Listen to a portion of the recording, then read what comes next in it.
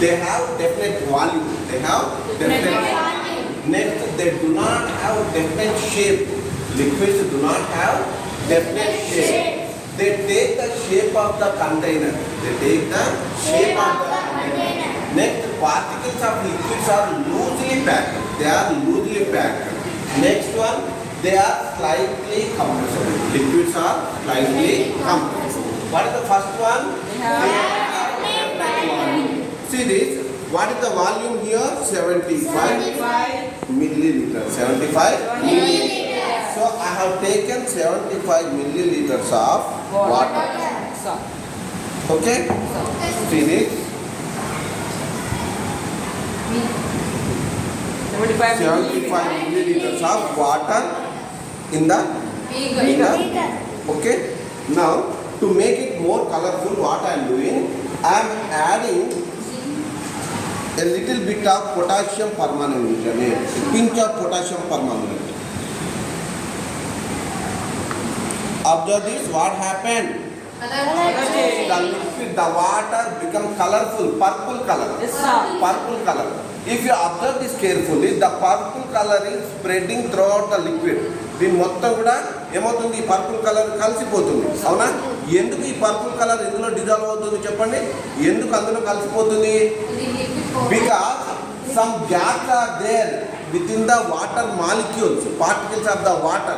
So that gap is occupied by this potassium permanganate particle. అర్థమవుతుందా? నీటి అణువుల మధ్యన చిన్న చిన్న ఖాళీ స్థలాలు ఉన్నబట్టి ఆ ఖాళీ స్థలాల్లోకి ఎవరు వెళ్ళిపోతున్నారు? ఈ పొటాషియం పర్మాంగనేట్ పార్టికల్స్ వెళ్ళిపోతున్నాయి.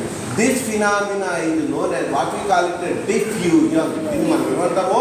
Diffusion. So particles move from place to place and try to occupy the entire space available.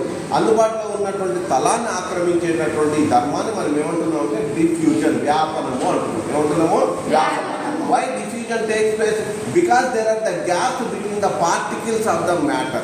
ఓకేనా? పదార్థ అణువుల మధ్యన చిన్న చిన్న ఖాళీ స్థలం ఉండడం వల్ల మనకి డిఫ్యూజన్ అనేది జరుగుతుంది. ఓకేనా? నెక్స్ట్, ఇప్పుడు నేను 75 ml తీసుకున్నాను. సో ఇది ఏ ఆకారంలో కనబడుతుంది? ఈ జార్ ఏ ఆకారంలోనైతే ఉన్నదో అదే ఆకారంలో కనబడుతుంది. అవునా? అంతే కదా? ఏమైనా తేడా ఉందా? లేదు. ఇందులో వాటర్ ఇదే ఆకారంలో ఉంది. నెక్స్ట్ వన్, దీన్ని ఏం చేశాను? I have taken this, I transferred this water into conical flask.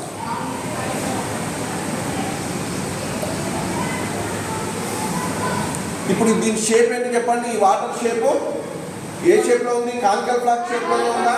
ఇంతకుముందేమో cylindrical జార్లో ఉంది, ఇప్పుడేమో కానికల్ ఫ్లాస్క్ షేప్లో ఉంది. అవునా?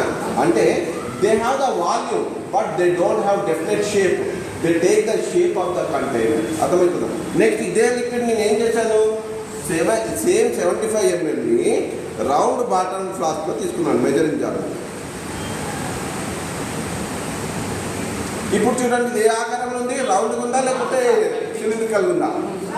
రౌండ్గా ఉంది. అంటే ఇక్కడ ఉన్నటువంటి వాటర్ని ఇందులో ట్రాన్స్ఫర్ చేస్తే ఏ ఆకారం, పాత్ర ఏ ఆకారంలో ఉందో అదే ఆకారంలోకి వెళ్ళింది. కాబట్టి liquids do not have definite shape. They take the shape of the container. పాత్ర ఆకారంలో ఉంటాయి, ఆ ఆకారాన్ని పొందుతాయి. ఇప్పుడు మళ్ళీ నేను ఏం చేశాను? ఇప్పుడు 500 ml జార్లోకి మార్చుతున్నాను.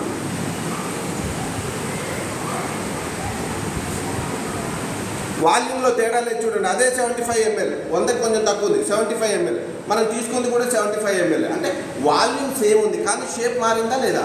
కాబట్టి liquids have definite volume but they don't have definite shape. Unclear? Any doubt in it? Okay? These are the properties of liquid. Okay? Now you make a note of it. Right. Thank you.